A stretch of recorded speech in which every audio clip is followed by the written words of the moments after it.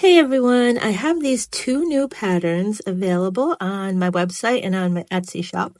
And I just wanted to give you a quick run through of how to make them because it's a slightly different shape than previous patterns I have. Here's a peek at the patterns. So this won't be sort of a beginner's brick stitch tutorial. So I'm assuming you already know basic brick stitch, and then we'll just run through sort of the direction and path I take for the earrings. So I'm using 6-pound weight Fireline. I have a size 12 beading needle. I have these little wire guards, which are going to go at the top of the earring there. And I have my beads, which are size 11 Miyuki Delicas, and the exact product numbers are in the pattern. So to begin, I pick up the first 6 beads in my pattern, which will say row 1. So we pick up those first 6 beads. I'm going to split them into 2 groups of 3, bring my needle around, and come back up through the first group of 3. Because the first section of this earring is triple brick stitch. So we're working in groups of 3 beads. So we're going to bring the needle around and come back through the other set of 3 beads. And then in this first row, there are actually 3 sets of 3 beads. So we're going to pick up our next 3 beads. And then we're going to come around through the bottom of those last beads. Pull that tightly. And then come back up through the 3 beads we've just added. And that is actually our first row. And that's a row of ladder stitch. And then we're going to pick up our wire guard and we're going to add it on now. So I put my needle through the one side of the wire guard, and then I'll bring my needle down through the opposite side of the wire guard, like so.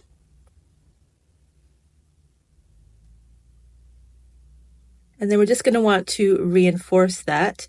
So I'm going to, well, first, let's make sure the thread stays in the channel of the wire guard. There we go. You want to keep it in there. And then we're going to come up through those center beads.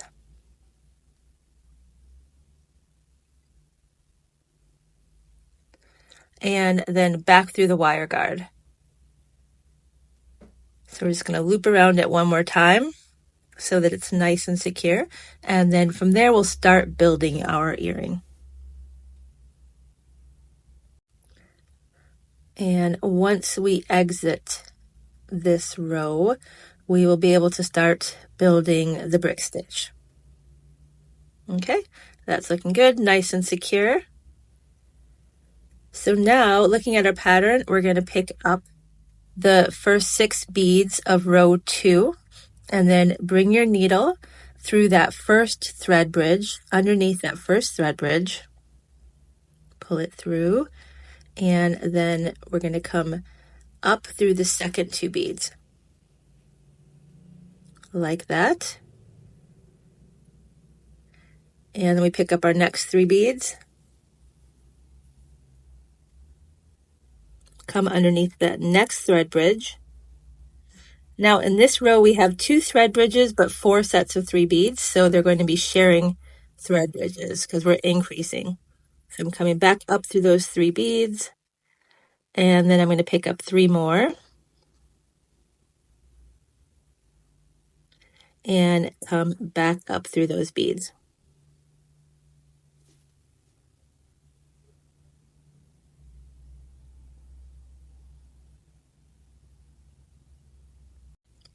Okay, and now our next row is also increasing triple brick stitch. So we're going to pick up again the first 6 beads in that next row. I just want you to see this process again one more time, and then we're going to speed through it. So I've picked up those 6 beads, come through the second ones. This time the center thread bridge doesn't have to share, so that just has 3 beads on it. So I'm going 3 beads and then back up through them. And now that last thread bridge is going to have 2 sets of 3 beads. So I put my first 3 through, and then I'm going to share a thread bridge for the last section there so that it increases.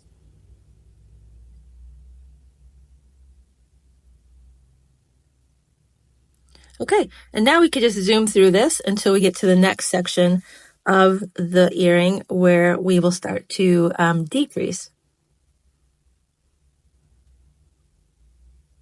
Here we are speeding through like magic. And soon we will have, these earrings actually do come together really quickly because of the triple brick stitch. It's a fast stitch to put together as opposed to single brick stitch, which is actually what we're doing now. So this row is single brick stitch decreasing. So I've added 2 beads. I bring my needle underneath the second thread bridge, come back up through the second bead, down through the first bead, up through the second bead again. And then I add 1 bead at a time underneath one thread bridge, back up, underneath the thread bridge, back up. Now, again, if you are not familiar with brick stitch, then this is probably going a bit quickly for you. So you might want to check out the playlist of my beginner brick stitch tutorials, which you can find on my YouTube channel on the main page. So the difference with that row is you don't increase at the end and you don't increase at the beginning. So you get that nice little tapered effect. And then we have a few more rows like that of decreasing brick stitch, single. And then when we get to the center part in a moment, so now we're at the center, and the center is a row, just one row of double brick stitch decreasing. So it starts on that second thread bridge, you go up through the second 2 beads, down through the first 2 beads, up through the second 2 beads again. And then I'm going to add one more set of 2 beads.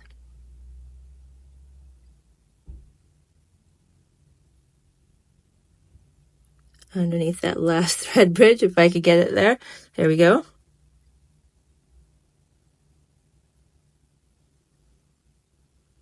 There.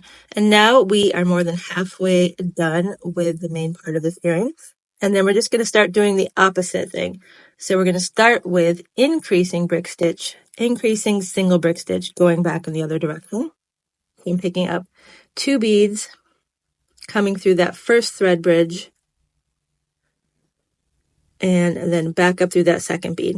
And the main thing when you're following the pattern is just make sure when you're starting each row that you're either starting with increasing or decreasing, whatever the row says. I sometimes make that mistake where I'm just going along doing my increasing and then I follow a row and halfway through the row I realize I've messed it up because I didn't look to see that I was going to be decreasing on that row, or vice versa. So I think that's the main thing to pay attention to there.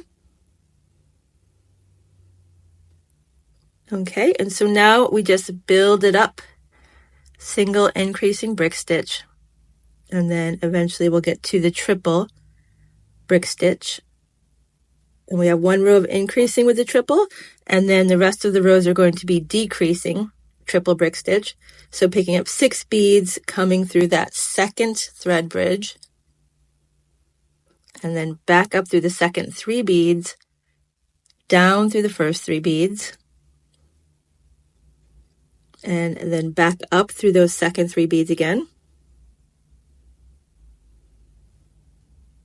And then you're just going to continue on across with 3 beads at a time. And like magic, we're just going to zoom through it here.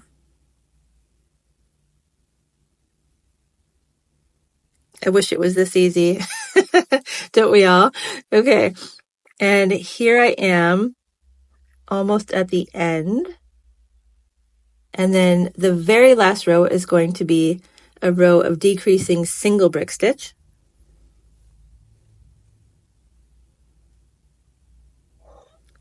So I'm going through there.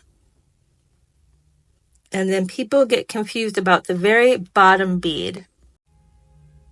So that very bottom bead is technically not brick stitch. We're just going to pick up the bead, come through that opposite one in the row, and it sits sideways rather than up and down like the rest of the beads. So don't worry, that's the way it's supposed to sit. And now I'm just going to weave my thread back up into the earring. And I want to get to the outside, the widest part of that outside edge. There we go, that one right there. And now I'm going to pick up my size 15 rounds and add this little side loop fringe. So I'm coming into the opposite set of 3 beads on the bottom or the top of the earring. And now I'm going to come through the neighboring 3 beads there. And then through that single bead right below it. And when you look at the diagram on the pattern, I've done a zoom in so you can see exactly what beads you're going through. And then I pick up my next section of beads and come through there. And then we do a little angled crossover to get up to that next bead. And then we pick up our next section of beads. And again, we're just going through the bead directly opposite it. And then we come through the neighboring beads. You don't want to just go from that purple bead right to the next bead because then your thread would be exposed. So you stay in the row. So like I'm going through the row next to it rather than just going from one purple bead to the next one. Which when you're doing it, you'll see because you need your thread to be hidden. So you don't want to ever cross a bead. So you always follow sort of the direction of where the beads would go. Now I have actually run out of thread. So I'm just weaving in this thread and I'm going to add a new one in. It does end up taking a lot more thread than you would expect, this project, just because, we're going back and forth all the time. And don't be afraid to just start a new thread if you need to. There's nothing worse than having a thread that's way too long and you just spend your whole project getting knots. That doesn't make fun time for anyone. So it's better to work with a shorter thread and just not be afraid of starting a new one. And this is how I start a new one. I'm just going to anchor it. I'm going to weave through some beads here, back and forth. And basically every time you change direction, you are creating a little more tension. And so once you've done that a few times, you don't need to make a knot in your work, which can sometimes look ugly. Just make sure you're pulling these tightly so your thread disappears in between the beads and you'll be good to go. So I just gave that a good yank and it's not sliding at all. So I'm ready to get started with the rest of my little looped fringe.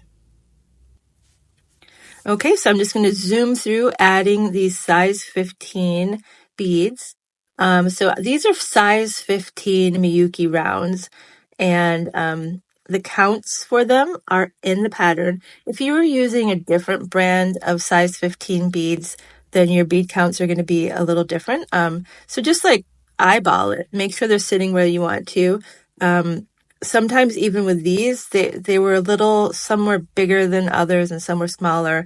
And so the numbers, I had to change them a little bit to get it to lie right. To be honest, I'm not sure that these were Miyuki beads because I don't normally have that problem with Miyuki beads. But yeah, just make sure you are looking at your fringe before you tie off your work. Make sure everything is where you want it to be.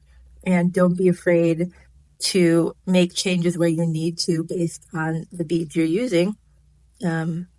It's all up to you. And change the colors, change the length, do whatever you want to do. Be free to express yourself in your way and make it your own. So now I am just tying off my thread, or weaving off my thread, I guess would be the more appropriate way to say it. And then I will clip that and weave in my original thread. So that tail thread from the beginning, I need to get rid of as well.